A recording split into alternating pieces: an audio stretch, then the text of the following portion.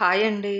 Welcome to Haraya journey. నేను మీ జ్యోతి. ఈరోజు వీడియోలో రాయలసీమ స్పెషల్ రాగి సంకటి, దానికి పర్ఫెక్ట్ కాంబో అయిన స్పైసీ చికెన్ కర్రీని చేసి చూపిస్తాను. ఈ కాంబో టేస్ట్ గురించి నేనెంత చెప్పినా తక్కువే.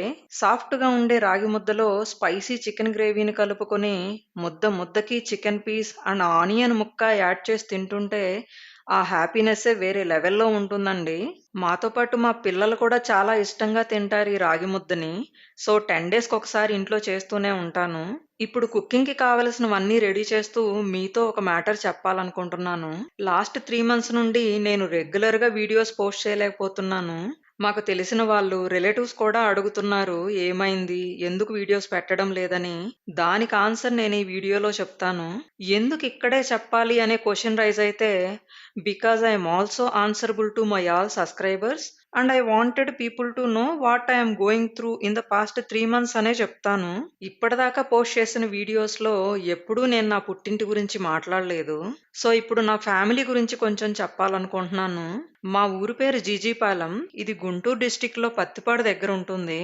నేను నా తమ్ముడు చిన్నప్పటి నుంచి మా తాత, నాయనమ్మ దగ్గరే పెరిగాము. మా నాయనమ్మ 4 ఇయర్స్ బ్యాకే పొయ్యారు.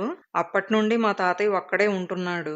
జనవరి 1 అందరికీ హ్యాపీ విషెస్‌తో స్టార్ట్ అయితే, మాకు మాత్రం మా తాతయ్య కాలు జారిపడి బోన్ ఫ్రాక్చర్ అయిందనే న్యూస్‌తోనే స్టార్ట్ అయ్యింది. సో, ఇక్కడ ఫ్యామిలీని వదిలిపెట్టి ఊరికి వెళ్ళడం, రావడం, ఆయన్ని అలా చూడడం వల్ల మెంటల్లీ, ఫిజికల్లీ కూడా డ్రైన్ అయ్యాను. చూసుకునే వాళ్ళు ఉన్నా, వాళ్ళు సరిగ్గా చూసుకుంటున్నారో లేదో, ఆయన ఎలా ఉంటున్నాడో, టైంకి తింటున్నాడో లేదో అనే ఆలోచనలతో బాగా నలిగిపోయాను.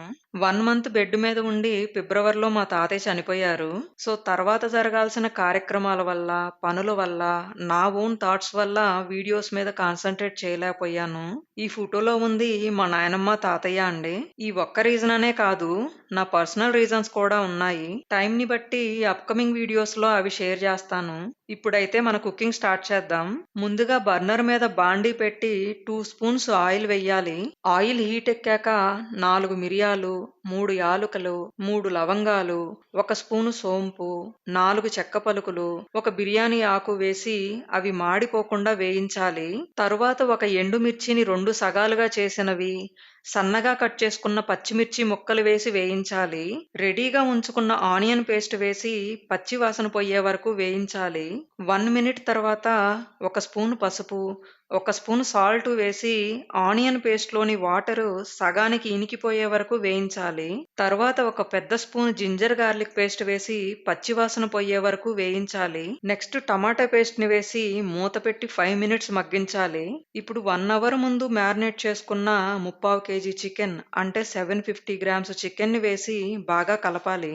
పేస్ట్ అంతా ముక్కలకి పట్టాక ఫ్లేమ్‌ని మీడియం ఫ్లేమ్‌లో పెట్టి మూత పెట్టి మధ్య మధ్యలో కలుపుతూ మగ్గించాలి. చికెన్ ముక్కలు సగం ఉడికాక 3 స్పూన్ల కారం వెయ్యాలి. మ్యారినేట్ చేసేప్పుడు కూడా 3 స్పూన్ల కారం వేశాం. సో, టోటల్ 6 స్పూన్ల కారం పర్ఫెక్ట్‌గా సరిపోతుంది. తర్వాత 1 ½ స్పూన్ ధనియా పౌడర్, 1 స్పూన్ జీరా పౌడర్, 1 స్పూన్ రాక్ సాల్ట్ వేసి మసాలాల్ని గ్రేవీలో ఈవెన్‌గా కలిసేలా మిక్స్ చేసి మూత పెట్టి ఉడికించాలి.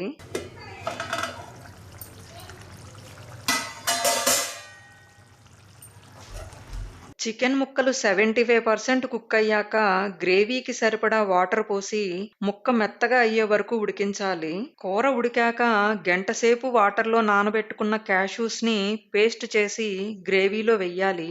తర్వాత కొన్ని కరివేపాకు రెమ్మలు వేసి కూరలోని ఆయిల్ పైకి తేలే వరకు మూత పెట్టి ఉడికించాలి.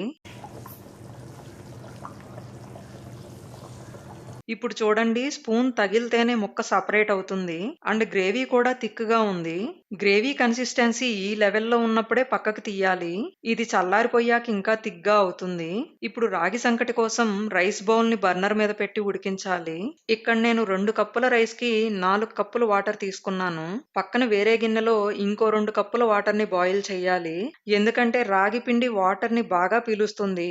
ముద్ద సాఫ్ట్‌గా రావాలి అంటే వాటర్ ఎక్కువగా వాడాలి. రైసు సగానికి పైన అంటే 75% ఉడికాక 1½ స్పూన్ రాక్ సాల్ట్, రైసు తీసుకున్న సేమ్ కప్పుతో 1½ కప్పుల రాగి పిండి వేసి గడ్డలు లేకుండా స్పూన్‌తో బాగా కలపాలి. మీకు నచ్చితే రైస్ అండ్ రాగి పిండి ఈక్వల్ పోర్షన్స్‌లో కూడా యూజ్ చేయొచ్చు. అంతా సమంగా కలిసాక బాయిల్ చేసుకున్న వాటర్‌ని కొంచెం కొంచెంగా వేస్తూ కన్సిస్టెన్సీ చూసుకుంటూ పప్పు గుత్తితో రాగి ముద్దని బాగా మెదపాలి. మీకొక డౌట్ వచ్చే ఉండొచ్చు. ఒకేసారి వాటర్ వేసుకోవచ్చుగా రైస్‌లో అని. నేను అలా కూడా చాలా సార్లు ట్రై చేశాను. అలా చేసినప్పుడల్లా రైస్ ఉడకడానికి ఎక్కువ టైం పడుతుంది. ప్లస్ పిండి వేసే టైంకి వాటర్ ఎక్కువగా ఉండడం వల్ల మెదిపేప్పుడు రైస్ సరిగా నలగడం లేదు.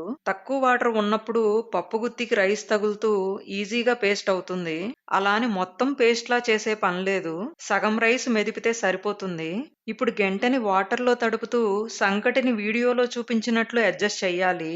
పైన నెయ్యిని అప్లై చేసి మూత పెట్టి లో ఫ్లేమ్‌లో 5 మినిట్స్ మగ్గించాలి. తర్వాత రాగి ముద్దని బాగా కలుపుకొని వాటర్ అద్ది మూత పెట్టి ఇంకో 10 మినిట్స్ మగ్గించాలి. 10 మినిట్స్ తర్వాత గ్యాస్ ఆఫ్ చేసి ఇంకొక 2 మినిట్స్ వెయిట్ చేస్తే super tasty and healthy combo అయిన చికెన్ పులుసు, రాగి సంకటి రెడీ అయినట్లే. ఇప్పుడు చూడండి చికెన్ గ్రేవీ థిక్‌నెస్ చాలా పర్ఫెక్ట్‌గా వచ్చింది. ఇక ప్లేట్స్‌లో సర్వ్ చేసుకొని లాగించడమే లేట్. రాగి సంకటి సర్వింగ్ గూడా మా ఫ్యామిలీలో పర్సన్ టు పర్సన్ డిఫరెంట్‌గా ఉంటుంది చూడండి. ఫస్ట్ ప్లేట్ నా హస్బెండ్ కోసమండి. నేను రాగి సంకటి పెట్టే ముందు ప్లేట్ సగానికి నెయ్యి అప్లై చేస్తాను. ఇలా చేస్తే ముద్ద ప్లేట్‌కి స్టిక్కీగా పట్టుకోకుండా స్మూత్‌గా వచ్చేస్తుంది. సంకటి మధ్యలో హోల్ పెట్టి నెయ్యి వేసి దాని మీద చికెన్ గ్రేవీ వేస్తాను. నా హస్బెండ్‌కి ఇలా వడ్డిస్తేనే ఇష్టం. బట్ నాకు నా కొడుక్కి గ్రేవీ పైన వేస్తే అస్సలు నచ్చదు. సెకండ్ ప్లేట్ నా సన్నుది. తనకి రాగి ముద్దని రౌండ్‌గా చేస్తే నచ్చదు. ప్లస్ చికెన్ ముక్కలు తినడు. ఓన్లీ గ్రేవీతో తింటాడు. అలా అని అసలు తినడని కాదు. బర్గర్, శాండ్‌విచ్, రోల్స్‌లో అయితే చికెన్ తింటాడు. బట్ విడిగా ముక్కలు తినడు. ఫైనల్‌గా నా ప్లేట్ సర్వ్ చేస్తున్నా. నాకు రాగి ముద్ద రౌండ్‌గా చేసుకొని చికెన్ పక్కన వేసుకొని కొంచెం కొంచెంగా కలుపుకొని తినడం చాలా ఇష్టం. ఎలా తిన్నా కడుపులోకేగా పోయేది అనుకోవచ్చు మీరు.